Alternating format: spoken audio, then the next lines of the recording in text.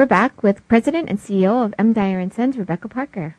Being that your company is so involved in these nonprofit and community organizations, have you seen your employees actually go and seek out opportunities personally to get involved in these also? Yes, we do give them some time off to do what they need to do as long as they've had pre-approval of whatever the event is. Right now we have an employee who's taking time off for his daughter to coach her team as they go through the championships on the mainland. So, yeah, a number of projects that the employees just bloom as they learn some of those leadership roles and what a difference they can make, not just with their paycheck, but with their time and their talent. So, did Dyer always do that from when they were first started, or was that something that you implemented?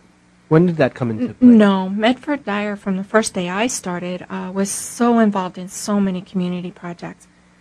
I remember the first day I started there, he handed me a piece of paper and said, I need to type this up. I got a Boy Scout meeting later today, and can you help me with this? So he instilled that belief really early on in being involved in the community. My family had also instilled that in me. So being involved in church, being involved in anything that involves a family, I think is really important. So, yeah, that came a long way. Do you think that being an employer and almost being a model for the employees has really encouraged them to also have the philosophy of giving back? And then you also give them the opportunity to give back. Absolutely. Just, being a good corporate citizen goes a long way. It really does. It tells the employees that it's good for them to step out of their comfort zone, and sometimes helping those that maybe are not in your same station. You learn something about yourself and that you're only a blink from where you might be in that same situation. I try to tell some of our employees, the homeless situation, just think about it. If something happened to you, you had a medical emergency, and how much money do you have put away? If you don't have more than 2 or 3 months put away, you could be that person living on the beach. You'd still have a job, but you might not have a home. So don't judge. Let's try to help. And it does make a difference because empathy goes an amazing way. So, Rebecca, do you think it's a responsibility or do you think it's an obligation for these successful companies to give back and be a good role model for their employees? I think it's absolutely an obligation. You've been blessed to be placed into that position, both by the gifts that God gave you, your talent, and being in the right place at the right time. And we can't all forget that. But also, you've been entrusted with the trust of your employees, so guiding them in the right direction is really important. Some of my employees joke at me because they're not used to seeing me in a t-shirt and a pair of shorts and a pair of slippers, but that's what I refer back to the food bank. That's what the food bank is all about to me.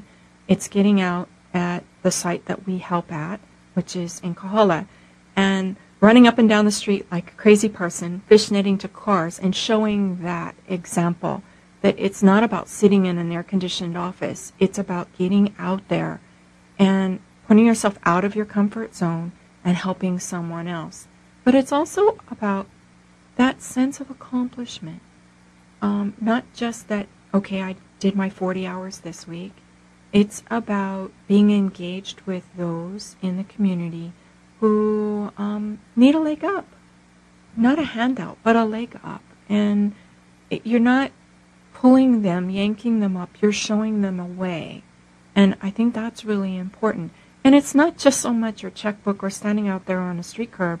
It's little things of, I try to tell them, give a smile. We move some families that one of the spouses has passed away, and they can do community service just based on that in their typical workday.